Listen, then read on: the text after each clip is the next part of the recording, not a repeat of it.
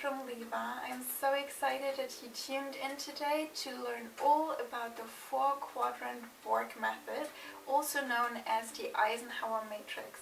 This one is a really simple and easy way to structure your tasks and prioritize them, from the urgent and important ones to the ones that you just want to delegate or eliminate. The 4-quadrant work plan actually consists, as the name says, of 4 quadrants. The first one is the category in which all the urgent and important tasks fall, such as taking care of a crying baby or deadline-driven projects, or even some phone calls.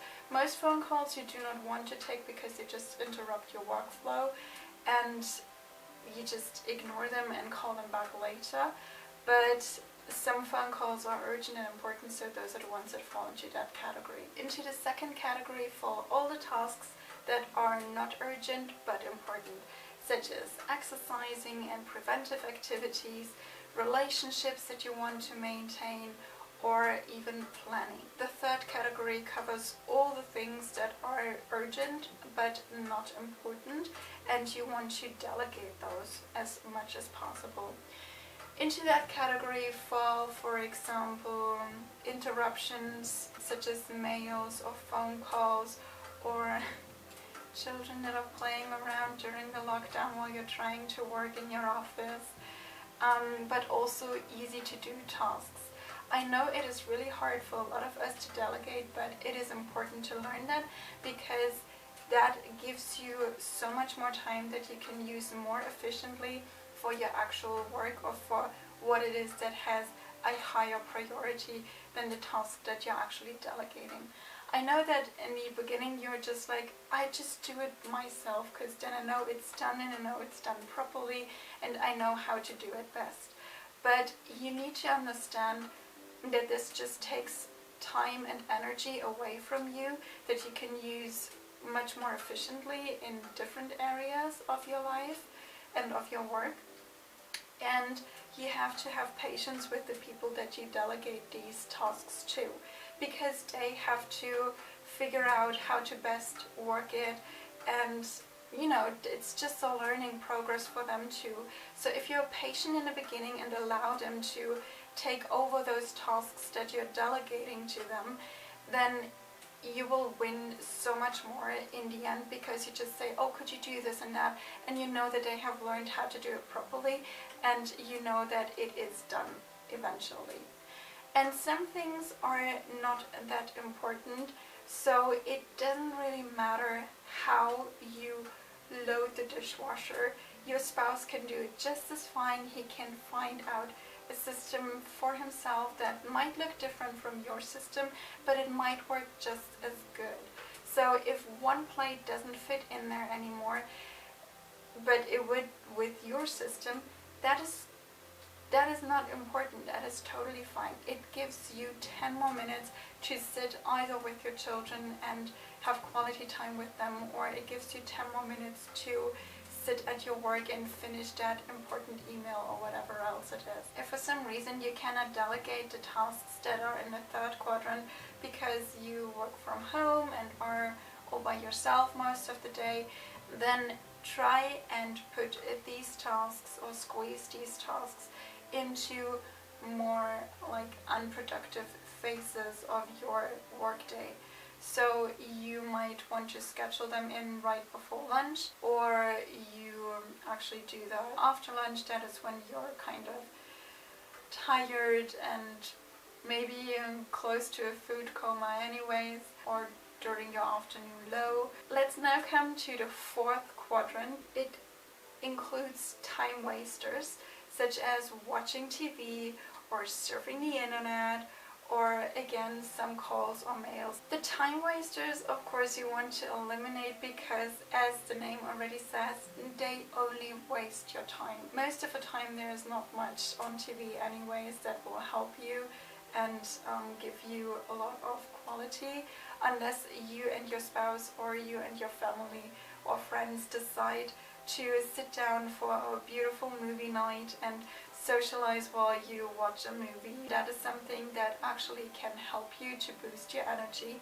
but just to sit in front of the TV because you are too tired and too lazy to get up and going and kick your butt is not helping at all. It's just wasting your time, it's draining your energy. As I have said in my, I think, very first video on reading and the advantages of reading, I have found a research that found out that when you watch TV, your brain activity is actually much lower than when you sleep.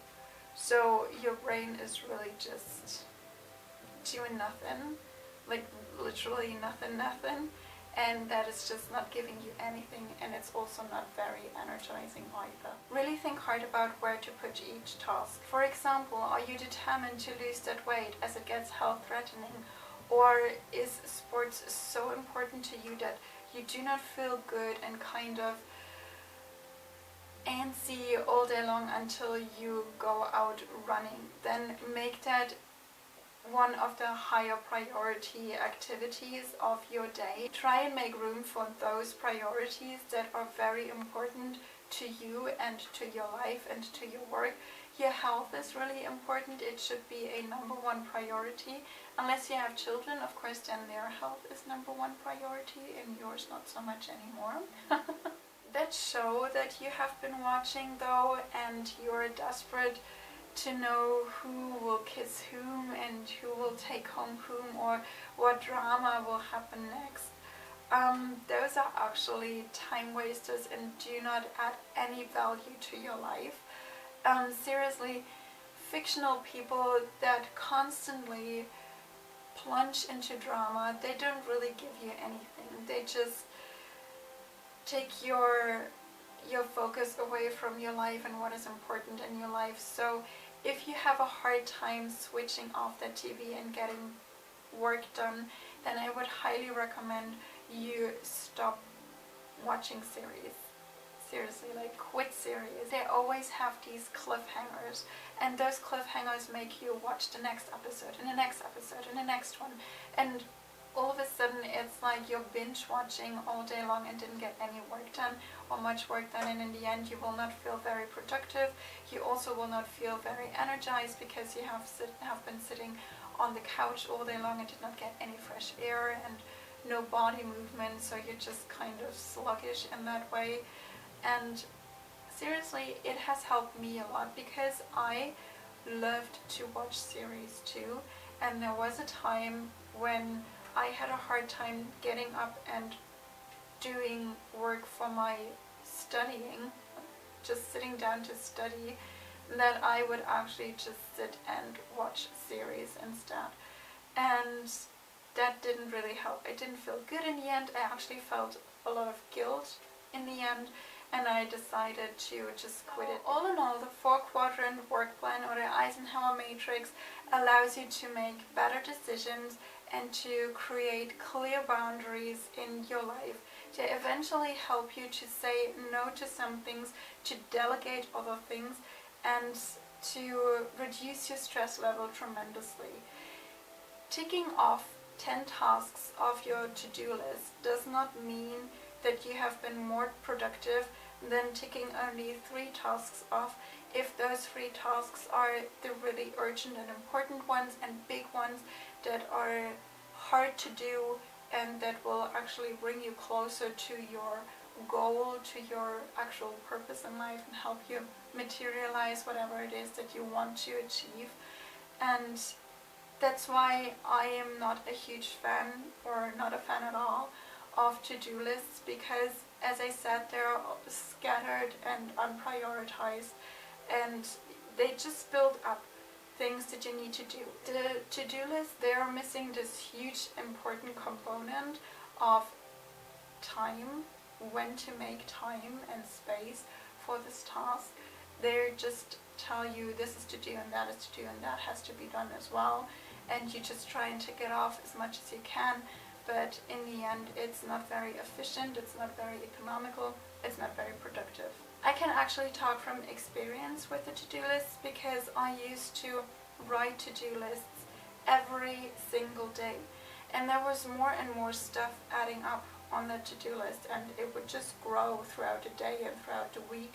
And I was just determined to tick them all off, because every time I ticked the task off, it was kind of a reward system for me, and that actually made it so much harder to really focus on the important and urgent things first, because it was like, oh, there's another thing that I would have to add on a list. Come on, I'll just do it real quickly now. And I would interrupt my workflow again and shift my focus away from the actual work that is actually important. So in the end, I sat down on the couch in the evening, and I would just think, oh, I have worked a lot today. Like, I ticked off so many things off my to-do list, but still there was this feeling of guilt and this pressure on my shoulders, because I knew that I had not gotten any closer to my actual goal, and the deadline was coming closer and time started to be really pressing. Very often I sat there frustrated, thinking, how come that again I have to pull an all-nighter several days in a row, several nights in a row, in order to meet a deadline, when actually I have started early enough to work on that task. And then all of a sudden it dawned on me, those to-do lists, they always interrupted my workflow. They always took the focus away from my work onto other things that were not that important and not that urgent, or things that I should actually have delegated or even eliminated from my list. And still I didn't do it. It was just, the list was growing. I thought that every time I had ticked something off, I would have come closer to fulfilling all my tasks and chores and duties that I had to do. But in the end, it was not very sensible. It was not very intelligent and very smart of me to do, because, as I said, the to-do lists, they lack the time aspect. You never know how much time this and that would take. And of course they lack the importance of prioritizing. You do not prioritize on a to-do list. You just write everything down that you have to do, and when a new thing is coming up, you just write that underneath and underneath and underneath. So this is actually it for the 4-quadrant work plan. I hope you understood the importance of it and you understood how the system works. I think so, because it's actually really simple and easy. You just have to sit down, write down your tasks, and then see which ones are really urgent and really important, and those are the ones that you schedule in first, and that you schedule in preferably first thing in the morning, because that's when your energy level is the highest. Okay, I wish you guys a lot of fun. I hope you have a wonderful New Year's Eve and a wonderful start into 2021. I don't know what the year will bring, but I know that I am going to plan it, and I know that I am going to make it a very productive and efficient one, because no matter what comes around the corner, this is my life, and as much as I am socially responsible, I still try and make my life work as much as I can and as much as I am allowed to, with all the corona situation going on.